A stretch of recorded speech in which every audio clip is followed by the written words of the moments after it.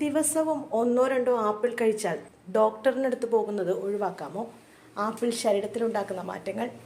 നിത്യവും ആപ്പിൾ കഴിച്ചാൽ ഡോക്ടറെ അകറ്റി നിർത്താമെന്ന് നമ്മൾ ചെറുപ്പം മുതലേ കേട്ടിട്ടും അതേക്കുറിച്ച് തമാശകൾ പറഞ്ഞ് ചിരിച്ചിട്ടുമുണ്ടാകും. എങ്കിലും അങ്ങനെ പറയുന്നതിന് പിന്നിലെ കാരണങ്ങൾ ചുരുക്കം ചിലർ മാത്രമേ അന്വേഷിച്ചിട്ടുണ്ടാകൂ. നിത്യവും ഒന്നോ രണ്ടോ ആപ്പിളുകൾ കഴിച്ചാൽ തന്നെ അത് ശരീരത്തിൽ ചില അത്ഭുതകരമായ മാറ്റങ്ങൾ ഉണ്ടാക്കും. ആപ്പിളിൻ്റെ ആരോഗ്യ ഗുണങ്ങൾ പരിശോധിക്കാം.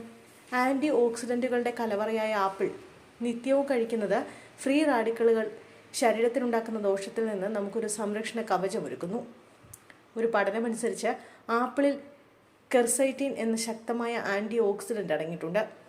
ഇത് പലവിധ രോഗങ്ങളിൽ നിന്ന് സംരക്ഷണമൊരുക്കുന്നു. ആപ്പിളിൽ അടങ്ങിയിരിക്കുന്ന ഫൈബർ, പൊട്ടാസ്യം മുതലായവ ഹൃദയത്തിൻ്റെ ആരോഗ്യത്തിന് വളരെ നല്ലതാണ്. നിത്യവും ആപ്പിൾ കഴിക്കുന്നത് ഹൃദയാഘാതത്തിനുള്ള സാധ്യത കുറയ്ക്കും.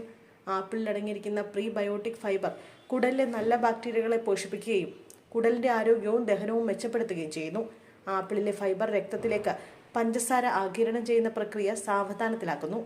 അതിനാൽ ടൈപ്പ് 2 പ്രമേഹത്തിൻ്റെ സാധ്യത കുറയ്ക്കുന്നു.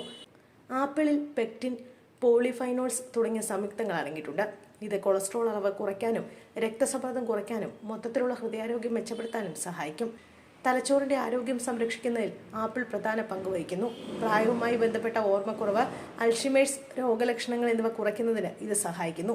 എന്നാൽ ചില ആളുകൾക്ക് ആപ്പിൾ കഴിച്ചതിന് ശേഷം വയർ വീർക്കുന്നത് അനുഭവപ്പെടുന്നു, പ്രത്യേകിച്ച് രാത്രിയിൽ ദഹനം മന്ദഗതിയിലാകുമ്പോൾ.